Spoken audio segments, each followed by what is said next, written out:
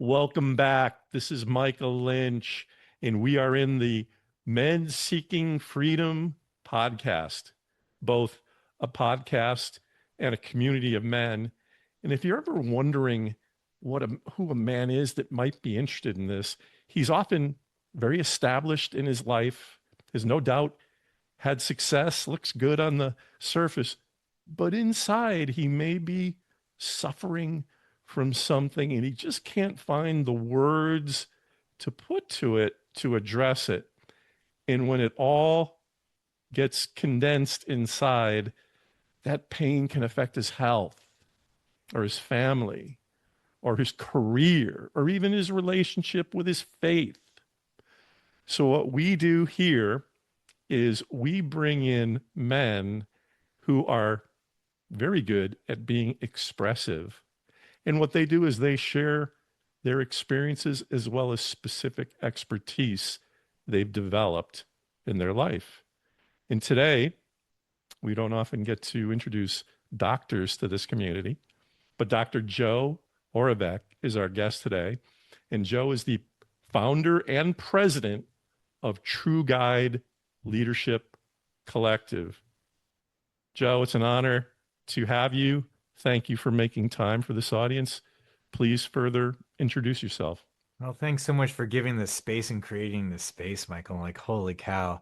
Even if it's loved ones of other guys that are thinking, oh, well, wait a minute, let me just think through this versus just scroll and pause and such. Just hold on, people. We were going to have a really good time here because, thinking about what I've gone through and then what I wanted to set forth to create more space. 25 years ago, I went into the career of university administration and eventually, as a first generation college student of, God bless my parents too, of 92, 90, about to be 93-year-olds, that they never went to college. They graduated high school, but they knew that you needed to go on. And so I was the first in my family to go ahead and do so, let alone go on for a master's and never even thought for a PhD. Holy cow. But you have that supportive generation saying always pay it forward and do better than what we did. However, I think they did a great job. Sure. And so being in university administration, which that's nothing that I ever thought I was going to do, to be able to be part in helping an institution eventually at the C-suite around this is kind of where, a lot of the guys hopefully that are listening to this as far as being in a leadership role, that you were just you advanced, you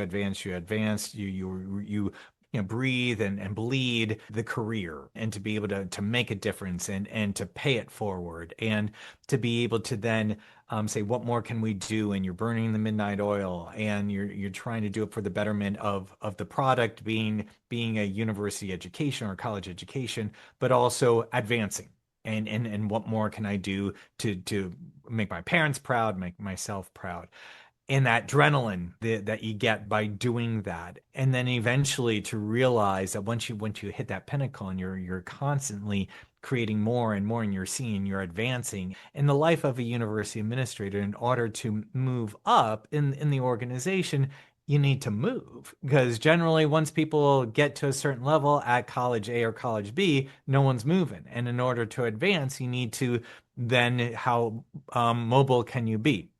I was in a position where I could be mobile. And so that allowed me to be at universities and colleges up and down the East Coast and as far west as Montana and Mm. Nebraska and Ohio, and then Ohio and the Mid-Atlantic states and Maryland. So I really had the blessing of being at small, as medium and large institutions, D1, D2, D3, and having as small as a 2,000 campus as large as a 50,000 campus, which college, and some people don't realize that universities and colleges are microcosms of society. They're small towns, and you need to manage that. In the vice presidency position I was in, it's crisis management as well. So you're managing everything outside of the classroom, from athletics to the dorms to wellness and counseling services to volunteerism to student conduct. So all these certain things, admissions, financial aid, it's a significant portfolio. And all eyes are looking at you to be able to say, what are you going to do it? Because you're the vice president, you can handle it all. And so, but these are all conversations that are happening at the C-suite, or more commonly known as the president's cabinet, that you have all the different vice presidents. So when you think of companies to an extent, you have the vice presidents or the district levels or the regional vice presidents and such. That there's a lot of load that you carry on that. And you want, and sometimes that load you don't share with your other compatriots, with your other VPs. It's more or less that I've got this handled. I have no problem. I can manage it. I've gotten this far. I don't need any additional support. I realized more and more though, as that came on, that I really didn't have anyone to talk to. And it hit such a crisis because I realized, and your families are wonderful. Your loved one, your partner, they're fantastic. However, they don't get it. They're not there day to day. They're there. I'm here for you, honey. I'm here for your dad, and whoever it might be.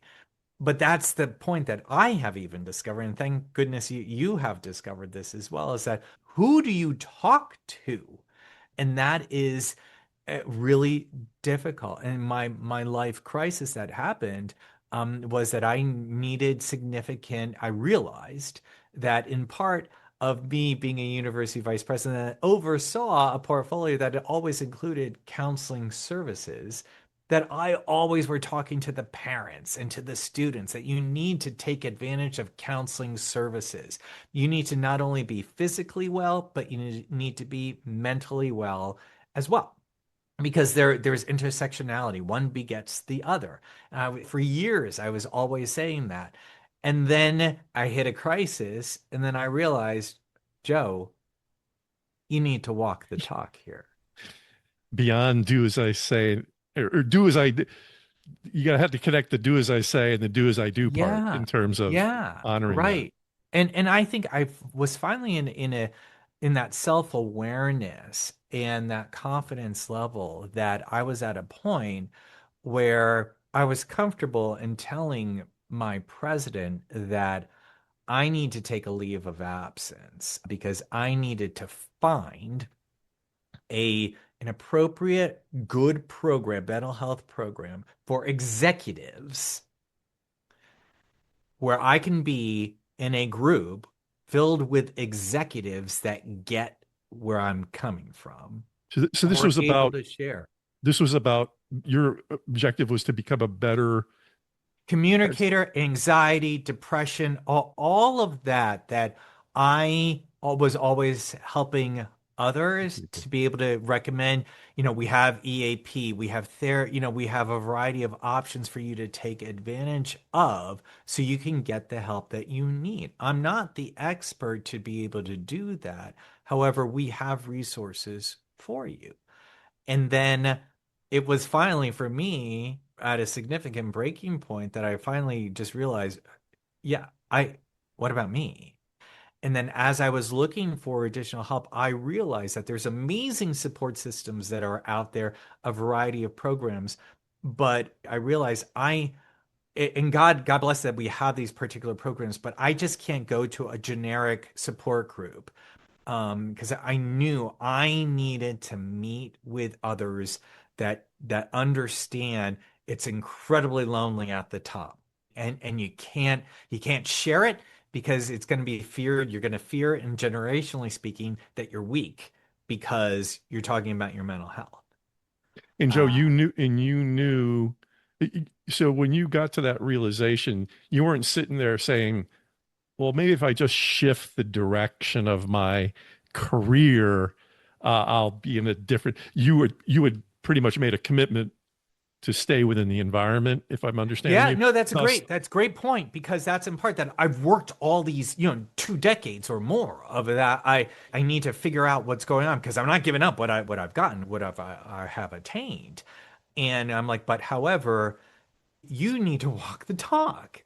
And this is bullshit if you don't. And then the other part of me is for the doing the greater good is that when I talked to my CEO, my president, I indicated that I'm not, and even in my head, I was thinking leave of absence, but I'm just like, no, because you know what that connotes, that you're not coming back. Leave of absence and you're going. I'm like, yeah, no, no, no, no, no, no, no. I'm not going to do this. And I realized I have an opportunity with the power of my position and the credibility that I have. I can leverage something for the greater good. And I indicated to him, I'm going to take a wellness leave of absence or Semantics. wellness leave. Good choice of Yes. it's wording matters. Right. And of course the VP of HR is right there as well. And of course they're saying, "Well, we don't have a wellness leave." And I'm like, "Well, you do now." You're an inventor Right. too. I'm like, "You do now." I'm like, "Who doesn't?" And I looked directly at the president. I said, "This is going to help you as well. Because if you're supporting a member of your cabinet taking a wellness leave, that's going to share the entire community, the entire employee base, that if they need to take now a wellness leave, So you, you're saying this was a pioneering moment within it that was in environment? part that I was trying to save myself to an extent. However, at the same moment, I'm like, how can I pay this forward? But there was you weren't like in a line of people going up saying I need a wellness break. You just is it fair to say that that wasn't a common thing Correct. for peers to do? Yes. No. No. And ultimately, how was it uh, in the selling part of it that you did? Obviously, you were effective on some. I mean, how did people come around? Did you have to keep explaining to them the value of allowing you to do it? Yes, and what I also did say is that I'm controlling the narrative here. And so, because I said and we had to work it out. And I said, here are the talking points. And I realized I'm in a really good position because in part why I'm in a crisis is because of the environment that I'm in. I didn't realize at that time, but the therapy helped in order to identify that. Oh, so yeah, so it's not like you went to them initially and said, "Hey, the culture here is really killing me." Yeah, that wasn't the verbiage you were using, but you No, no, exactly. However, I said it has made me go into a very dark place and I'm scared and I'm going to go get help. And this is how we're if going to frame it. we could just freeze what you're saying, and we're going to get back into your whole story and what you did, but this is such a key moment here of I went through this in my corporate sales career with culture Mhm. challenges, and again with an audience of men who tend to default to not thinking it's the right thing to do, to question how we're feeling. I think we're living in 2026 now. Culture has been talked about more in the last X number of years. And I just think I just wanted to take this snapshot of where you're at in this conversation because I can only imagine the number of people out there going, I am trying to make it through this god darn job Mhm. and Mhm. it's killing me, but I gotta stay here. Yeah. And I'm just appreciating the fact that it takes personality, it takes atmosphere or climate, I should say, but you had the wherewithal to say, I'm going on and doing some wellness work. Yeah. And it was more or less as to, if not me, who? It's that adage, that phrase, if not now, when? And it was just like, and if I don't, when we talk about life or death, it could be life or death. And that's kind of where, how can I then make the difference? Finally, it's that analogy or the metaphor of when you're on the airplane and they do the before we take off, we're going to do the emergency protocol, and you got to put that air mask on you first before your loved one. Very And symbolic. and we're givers, we're leaders and such, and we put it all for everyone. And like, I can't take time off, I can't do this because who else will be able to do that? And the other piece too is survival, in that if you're not here to be with your family or to, then at the end of the day, what is it worth? That paycheck and those benefits, that's great. But if you're not here for your family, if you're not here, then what does that mean? And that's really, through my own therapy now, has really realized that. to be able to, and so how can you, I go back to, we're in positions of power, and how do you leverage that power for the greater good? And that's what I realized as well, is that so how we couched it was I am taking a 30-day wellness leave and I'll be back. What are you willing to share with us about what went on during those 30 days? Yeah. So I'm willing to share, again, this is the part, let's walk the talk here. So I I have since been realized that I've been, through diagnoses and such like that for anxiety and high functioning depression. Had no idea.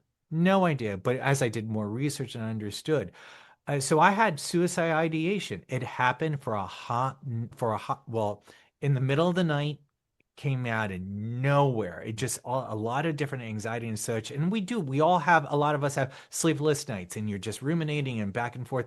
But this just came out of nowhere and it scared the hell out. And I realized that I'm not going to have this happen again. I'm not going to brush it off, because this is in part, if I need to walk the talk and I'm advocating about mental health and we've got all the support systems, it just happened once. You need help. And so that's why I called up a dear colleague who is a licensed mental health counselor, and I was crying and I just said, I need help. And I knew that. And I knew, as we tell with all of our peers and our students, and saying it's taking that first step. It is identifying it, and don't shake it off. And that's what, as guys, that's what we typically do. What's unique about yes, that's true. What's unique about what you're saying, though, is it happened to me once, and I'm not going to let that happen again. I'm glad. It's nice to hear that level of proactivity, because I think the average guy who, first of all, doesn't even want to acknowledge that it happened to him once might let it happen to him a lot more times, which is not actually going to be a good thing for anybody. So it's great that part of your story is being an advocate of, let's strike, let's fight fire with fire, so to say, and decide to be proactive when something that humbling Mhm. happens. Mhm. Yeah, no, I thank you. I mean, scary and nervous and thinking, okay, how do I manage this? What do I do? Where do I go? How do I? And then it was me. That's when I then realized the type of program, that's what I needed. Initially, I thought, okay, as we were finding a variety, and I was working with my colleague as far as, okay, let's start trying to identify. And he's like, there's a couple of these programs that are like a 7 to 10 day reset. I was just like, yeah, all right, that's cool. I could go away. It's like a 2 weeks. That's fine. That's awesome. All right, cool. I can kind of navigate this. And then as I was doing some more research, and that was the gap that I was finding, like, it is hard finding these programs for executives. And that's my long-term plan of what I want to be able to do. But since I find, this gap, and I found one, and I called them up, and, kind of like, does my insurance cover it? What do I do? All this sort of thing. And they said, well, minimum is 30 days. And I'm like, what? No way. I'm like, no. And I'm like, two weeks. They're like, yeah, no. And I'm like, and then I just did research about this one particularly, and a couple of others, and a few of them were coming up. And I was started looking, because I'm the anal academic, as far as looking, as far as who are the psychologists, what are their credentials, what are their experiences? Because if I'm going to take 30 days, they better be well trained and such. And I was just looking at this, and I'm like, this is good. They had curriculum for the 4 to 6 weeks, and I'm like, talking about burnout and environment, and I'm like, this would be really Joe, good. Joe, And are you doing this like in an on-site nonstop, or was this like in yeah, no, attending this it like a this was class? this was so this is kind of where the box that people are like, what? So if you're looking at it from the outside, and if I ever wrote down, yes, I was in a 30-day residential treatment program. Substance abuse for me? No. Nope. No. It wasn't rehab 30-day. It was mental health. And did they have other clients there for substance abuse, or what they call co-occurring? Yeah. And so, but that's what was so unique to me. I'm like, wow, there are these programs out here that are both and mental health and substance abuse and only mental health. And this is kind of, and the research is coming out more and more over the last 3 years as I'm diving into it more and more, as far as that allostatic load of executives and the burn and all of this, that there needs to be more and more of this space created so you can do the deep work that is needed as far as what is called detangling the enmeshment of personal life and professional life. And quite honestly, at the end of my 30 days, I was just like, I need more. Because initially I was just like, however, and it was intense. It was, every single day, 6 hours of therapy, and that's group therapy. It's mindfulness, it's individual therapy. And then after that, which is typical with any type of residential program, you have step downs, which means is that, okay, so you're quote unquote discharged.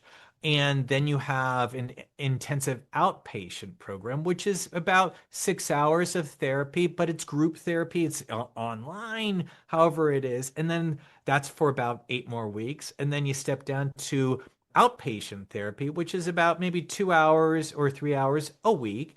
And then you can then manage just like maintenance, kind of like, is it weekly therapy? Is it every other week? And when I was discharged, in part of the discharge program, we're just like, don't expect to go to work right away. And I'm like, yeah, right, whatever. and, and stupid me, I go back, I end up, I was discharged, and then I had a national conference that I was able to go to. I'm like, okay, cool. Because I saw people outside of my Yeah. environment, Yeah. and I shared with a very, very, very close friend that I knew in graduate school kind of what went on. Thank God she was there because I was exhausted from just being discharged, and I didn't realize it's basically it's how you heal. If you had an operation, and I years ago I had rotator cuff surgery, so it's one of those that it takes time for you to re-enter and to heal. And that's basically what they were saying, is that you were broken and not by any cause of your own. And you need to heal from this. And this is ongoing. So this is the whole part of mental health and recognizing that how you manage your physical health. If there's a sprained ankle or if there's a broken bone, that pretty much people are going to the doctors. Guys are going to the doctors when something's broken. And we're like, and similarly, that's the same thing about mental health. And there's no, and for me to be able to say it was a proud about an equal balance of genders of 50-50 that were in the program. And to be able to say we and how we support each other through that is incredibly important, but you don't realize it until you get to that point. And I think that's a real problem. And I appreciate again how you have this podcast here is how can we continue to share these stories so people don't wait until you get to that point? Tell me, as you're telling this story, 30 over the course of the 30 days, talk to the audience about your emotional, where your emotions were, Mm, where your energy level was mm, during that level of what seems like deep work. Yeah, it was, I think I knew when I entered those doors that for me, game on. I'm nervous as hell, but game on. This is something that I'm investing time, money, and energy here. And I guess I've always approached things from a growth mindset. And so I'm like, I need to learn more about me. And I need to learn, well, how am I going to come out of this after 30 days? What is that going to look like? And push myself. And so I was kind of I wanted to make sure in my own mind that I'm that good student that as I'm going into the group therapy and such that I'm participatory. I am trying to learn, where do I need to learn more about me? Where are the skill sets? And it's really about the skill sets. It's the tools in your toolbox. And how do I manage that when I have my head is spinning at night? I learn how to control that. And I'm now I've become a huge stoicism philosophy individual that I control the controllables and not what you can't control. And these are part of be it cognitive behavioral therapy, a variety of different tools that they teach you how to do. Mm. And I'm like, I never had these. I never thought of it this way. And I'm like, holy crap. It is how you take the information and how you manage through it. It's not stopping it, but I've even recognized, so even from a physical standpoint. And again, yeah, did they have yoga? Did they have a huge, incredible fitness room? Yes, absolutely. Was it in an area where we could take these amazing walks? Yes. And there was all intentionality behind that from a holistic standpoint. That's where people are just like, if you don't get sunlight in the morning hours quickly, that's your dopamine. It's all this holistically that if you don't take your total body into it, you're gonna lack something. Nutrition, you were taught more, and I'm always been very nutritious and exercise oriented. However, that's kind of where like I've done all these certain things. What's wrong with me that I'm still having these thoughts? And again, it's just allow the vulnerability. And you hear that as well. And it's that transparency. And that's kind of for me, yes, there were some intense group therapy sessions that I broke down, and I needed to do that. That was so important for me because it was a release. You were free to men Yeah, seeking. When I say right. men And seeking with freedom, no freedom, judgment, yeah, no judgment. this is have to see that. Yeah, one of the reasons I chose freedom as part of the name of this community is the whole sense of, yeah, is your there? Can I get into the right environment to be able to communicate in the manner I'm meant to communicate as a human Right, being, right. and ultimately the freeing feeling that comes from being that way. So Yeah. when you were, so when you, okay, so you get out, you've done this incredible act to benefit ultimately your employer. When you went back into the work environment, were you just going back as this improved, evolved, effective person, or were they expecting to have you share with them a little bit about what you've been through? Yeah. So I was expecting, okay, well, let me go back because in part of the therapy, because it was just, I want to quickly pause and share that part of the people that were there were professional athletes, billionaires, CEOs, entrepreneurs, and everyone was saying money doesn't matter anything. Just take that away because you can be as wealthy as you can, and you still have these issues. And even a lot of the times, and the therapists were saying too, is that, and it's okay for you not to go back to what you were doing because if the environment caused you that. And so I was completely looking at that they were I had a really tight group and I asked them, okay, here's some options that have been presented to me while I've been away anyway.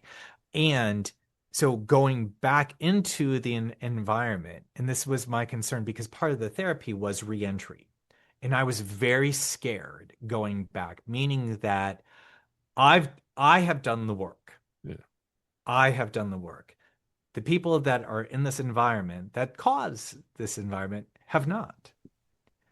And be it loved ones and as well as your peers are going to come back thinking that you are fixed. Interesting word. Yeah, yeah. That everything is good. You Yeah. you went away. You got good. You got well. Now you're coming on back. And I just wanted to see kind of where that was. And they didn't necessarily ask as far as how things were. However, I offered, depending upon who I was speaking with, as far Okay. as this was really good. I highly recommend this is something because, again, being the mental health advocate, I was just like, these are certain things that you need to be able to do. However, the environment didn't change. Really. And then I needed to make a decision. Are you able to hear him or not? Not at all. Not at Oh, all. okay. Oh, then It, that's good. Then I'll keep on talking. and I was about to, first of all, I'm going to edit this Okay, thank you. that's, Sorry but I was about going to say, we can also turn this into, communicating with dogs is a that. whole nother, dog seeking Oh, freedom type of thing. I have a So, very jumpy dog whenever he hears a car go by, so I apologize. I want, the only parallel I can draw to your story is my background is corporate sales. And Mhm. there were quite a few times in my sales career where the sales people would go to be trained on a specific sales philosophy. And then you'd all come out of there and go back to a place where the management didn't go through the training. So all this, and it's not, I'm not necessarily comparing apples to apples here, No, I but hear you. just the disjointedness of almost like what was we went and we learned some interesting sales philosophies, techniques, and all that, but which should be held accountable Yep. by the people leading us. Well, if they're Mhm. going to act like that never even happened, well, then all that stuff that we went and learned is not going to be reinforced. I mean, each individual could do something with it, obviously.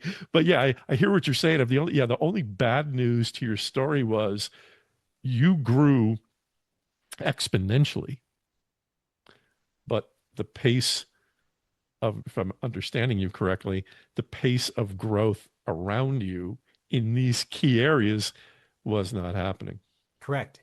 And because as me coming on back, I knew pretty much everyone around the table needed to have the same work that I just went through.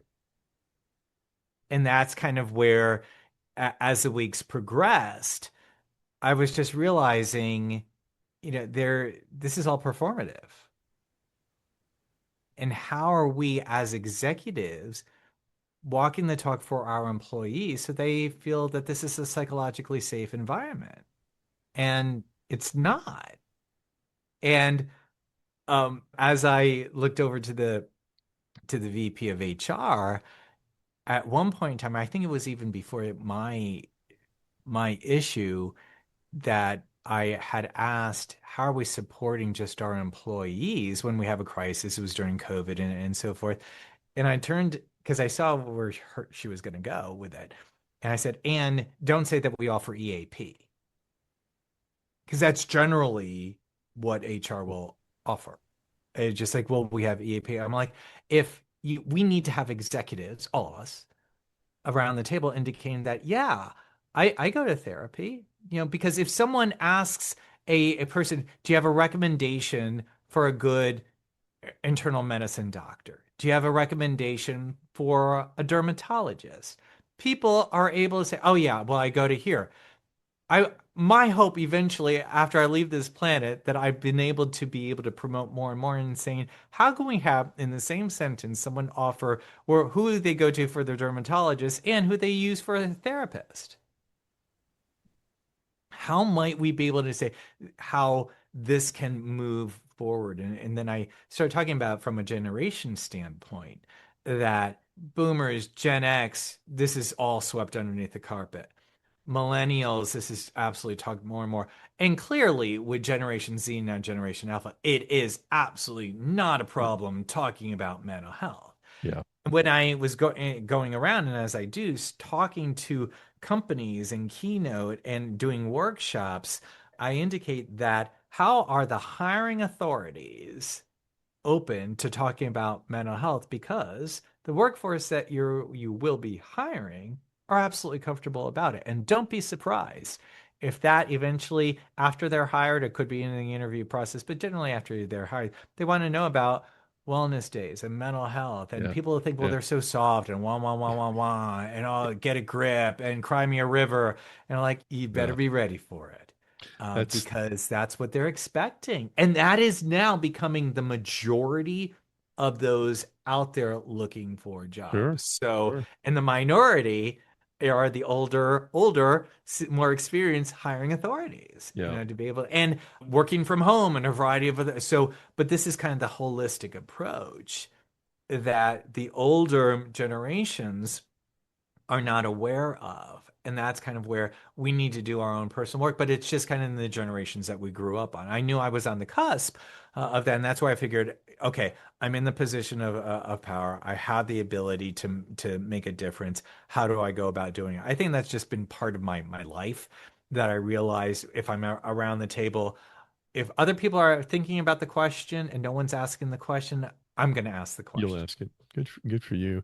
Joe, in this audience that you're speaking with, you have some executives, some entrepreneurs, and some guys working as, W-2 employees. Oh yeah. So, so let's take with respect to the big picture of what you're advocating, and knowing that maybe not everybody's going to get to do a 30-day Mhm. Right. Yeah. wellness Right. retreat, which, by the way, almost should be like mandatory in Yeah. our Yeah. society. Yeah. Yeah. But I agree.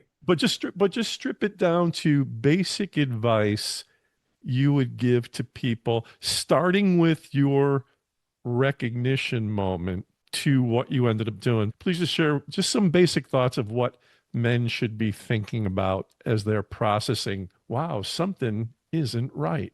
Yeah. To acknowledge that I'm not alone in this, that there are other guys out there that are not saying anything as well.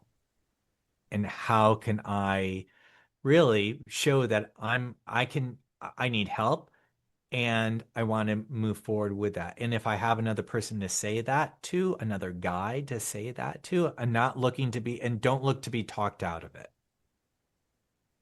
because it's easy for guys to talk each other out Yeah, of it. you don't want to do that. Yeah, No. you don't need that. Yeah. No. And that's kind of more or less that, even approaching and saying, I think I need help. And if you're the recipient of that too, to be able to say, how can I help?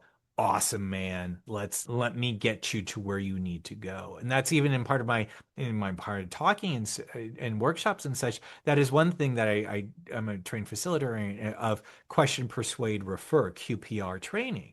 And it's just asking the question. That is what so many people feel. Oh, they're going to get offended. If I ask the question, are you thinking that you're going to kill yourself, that it's going to make them even more? I'm like, no, it's not. But that comes with training too. Yeah. Yeah. That's ignorance, and ignorance isn't bad. It's just more or less of understanding and knowing that what I need to be more informed about this. And there are professions that are higher risk than others.